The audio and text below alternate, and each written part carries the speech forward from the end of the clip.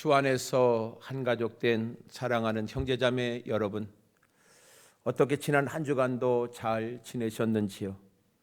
지난 한 주간의 평안이 기적이요 하나님의 은혜임을 우리는 고백하지 않을 수 없습니다. 오늘 또 주의 날에 건강한 몸으로 주의 전에 올라와 하나님께 예배드릴 수 있게 된 것만 생각해도 하나님의 은혜에 너무나 감사하고 감격스러울 뿐입니다.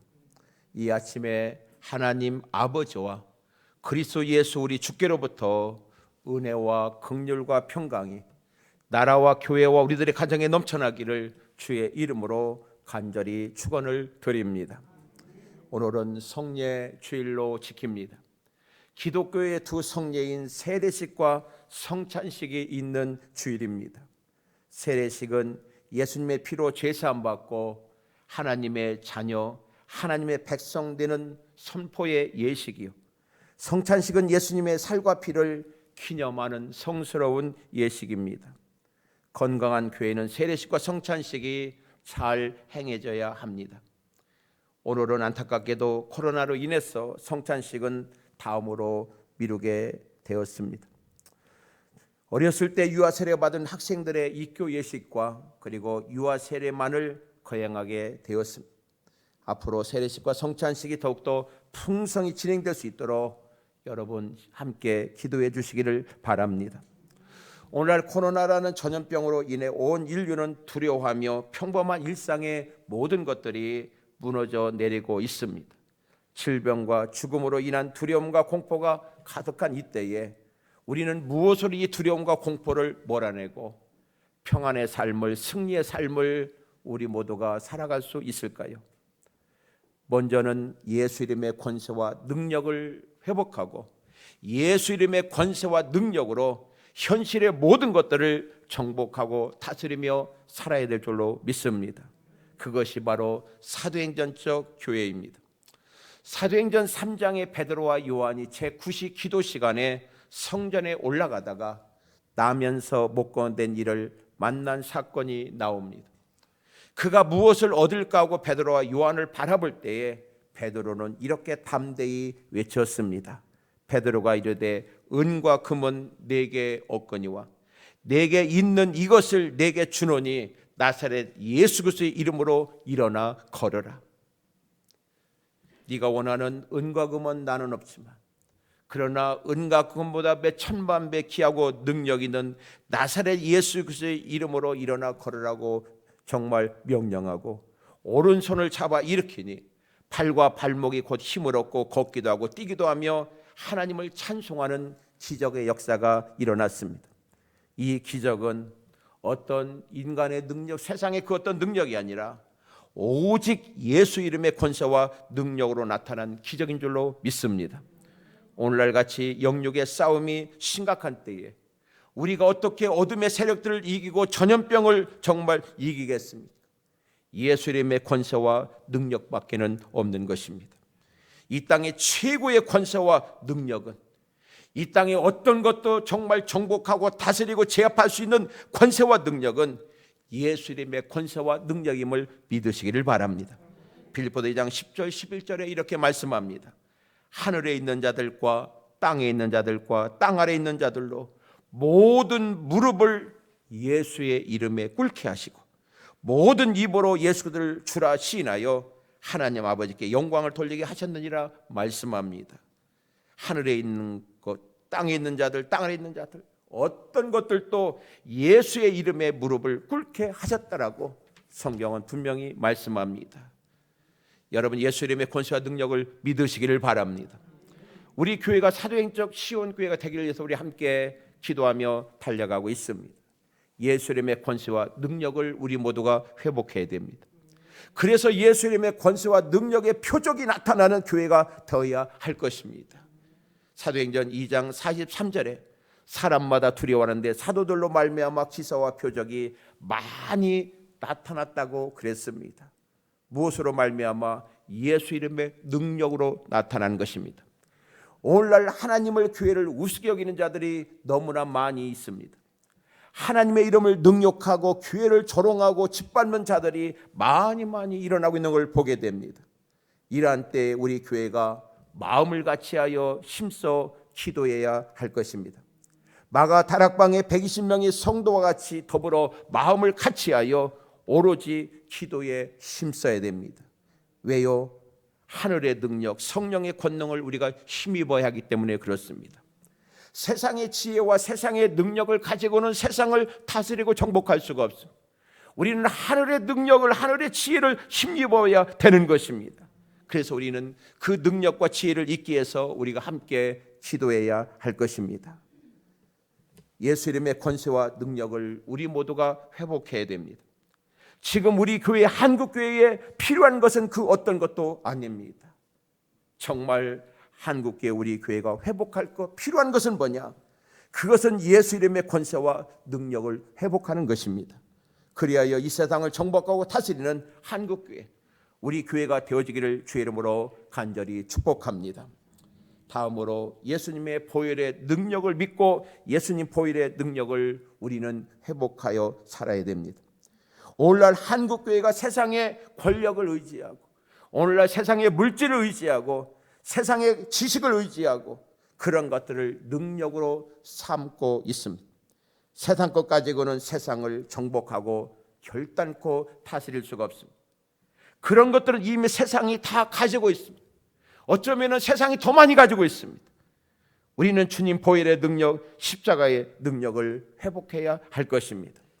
고린도 1장 18절 말씀에 십자가의 도가 멸망하는 자들에게는 미련한 것이, 구원을 받는 우리에게는 하나님의 능력이라 말씀합니다.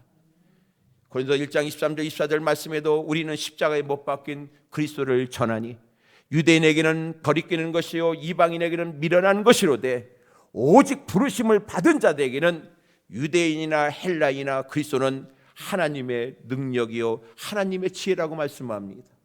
여러분, 하나님의 능력, 하나님의 지혜는 세상을 능히 정복하고 남는 능력이요 지혜임을 믿으시기를 바랍니다. 교회는 무엇보다도 하나님의 영광이 충만해야 됩니다. 교회는 무엇보다도 주님의 보혈이 충만해야 됩니다. 하나님 영광이 가득한 교회, 주님 보혈이 가득한 교회, 그 교회가 살아있는 교회요 건강한 교회입니다. 우리의 죄사함과 구원은 오직 예수님의 피에 있습니다. 피 흘림이 없으면 사함이 없다고 성경은 분명하게 이렇게 말씀합니다. 히브리서 9장 22절 말씀에 율법을 따라 거의 모든 물건이 피로써 정결하게 되나니 피 흘림이 없은즉 사함이 없느니라. 구약에서 죄로 말미암아 죽을 수밖에 없는 인생이 정말 사는 길은 자신의 죄를 대신하는 짐승의 피의 제사였습니다. 그러나 염소와 송아지의 피는 일시적인 죄사함, 속죄를 이루어 계속해서 짐승의 피의 제사를 반복하여 드려야 했습니다. 그러나 예수님 피로 드려진 온 인류의 속죄제사, 화목제사는 완전한 속죄, 영원한 속죄를 이루심을 믿으시기를 바랍니다. 그래서 예수님께서 십자가 위에서 다 이루었다고 말씀하신 것입니다.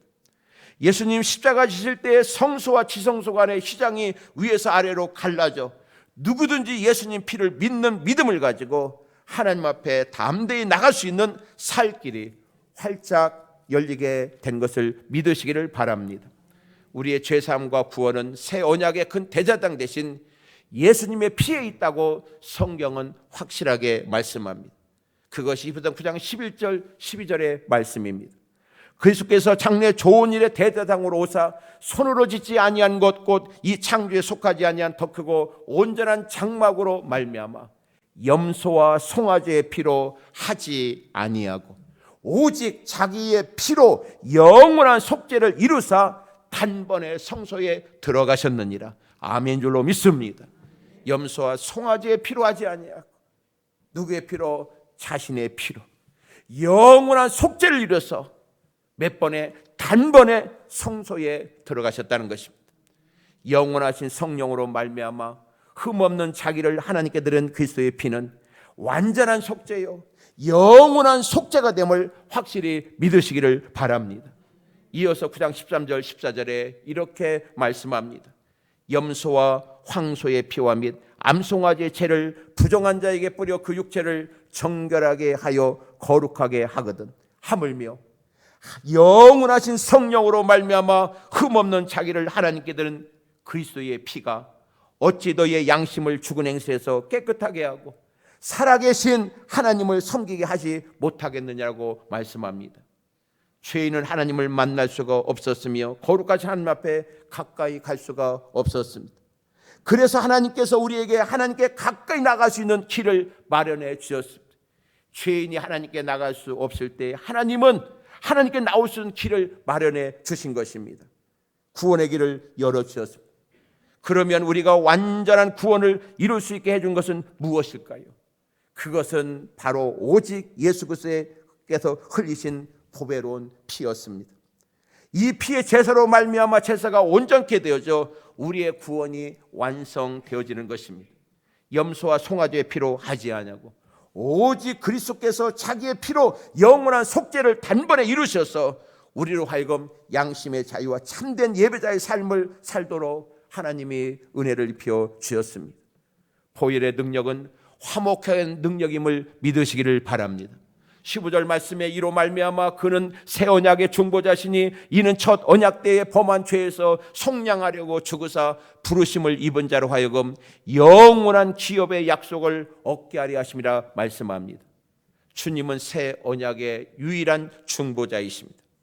예수께서 중보자로서 흘리신 피는 하나님과 인간을 화목시켜준 능력인 것입니다. 인간은 죄 가운데 빠졌고 하나님과 원수되었다 그랬습니다. 그리고 하나님과의 원수된 모든 인생은 죽음이요 영원한 지옥 형벌밖에 남지 않았습니다.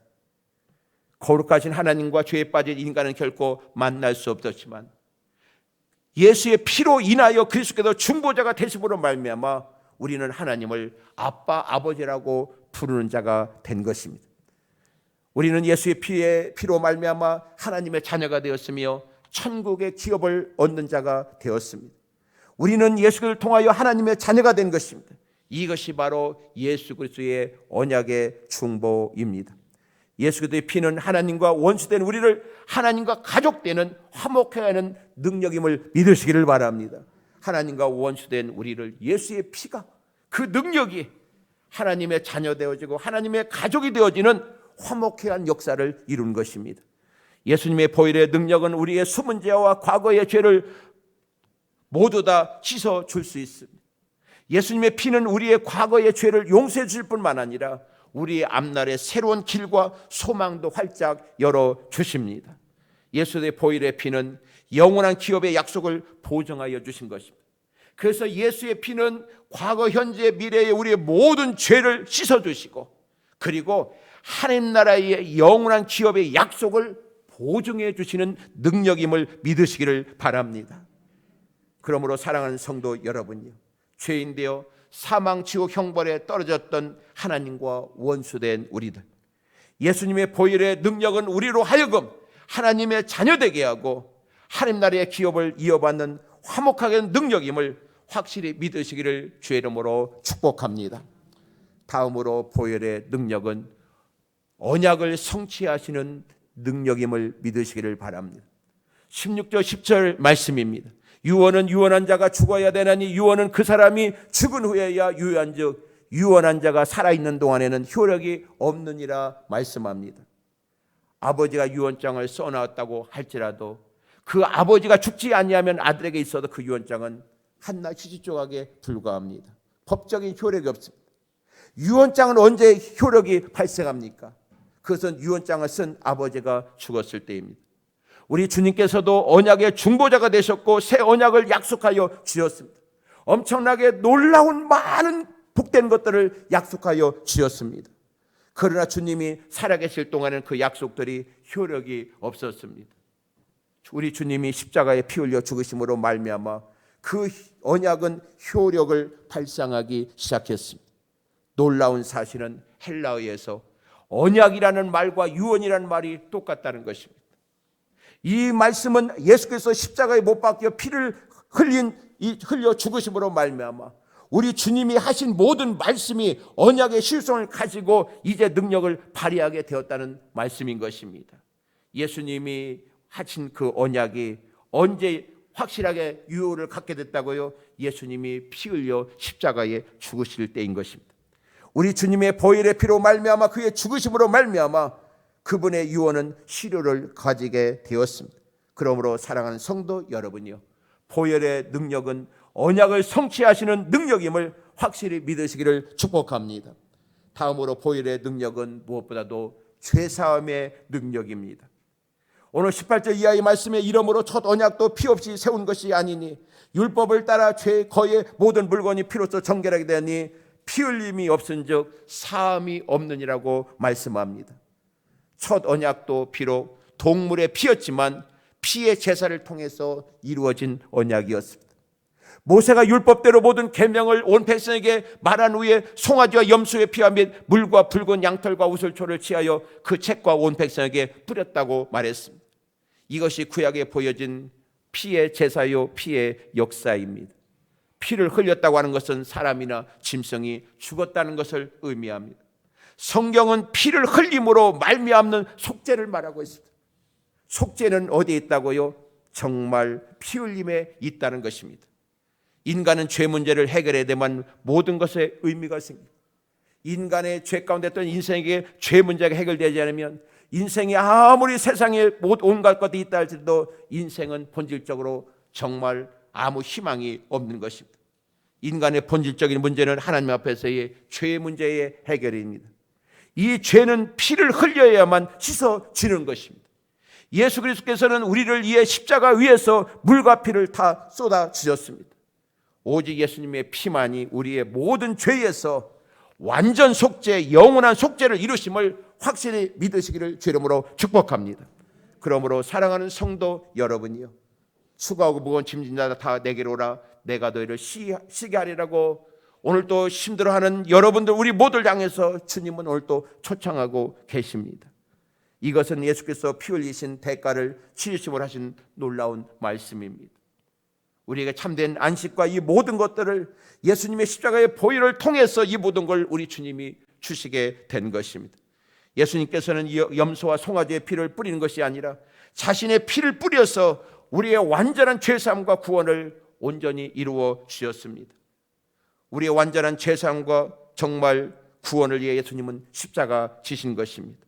여러 가지로 힘들고 어려운 이때에 예수님의 이름의 권세와 능력을 붙드시기를 바랍니다.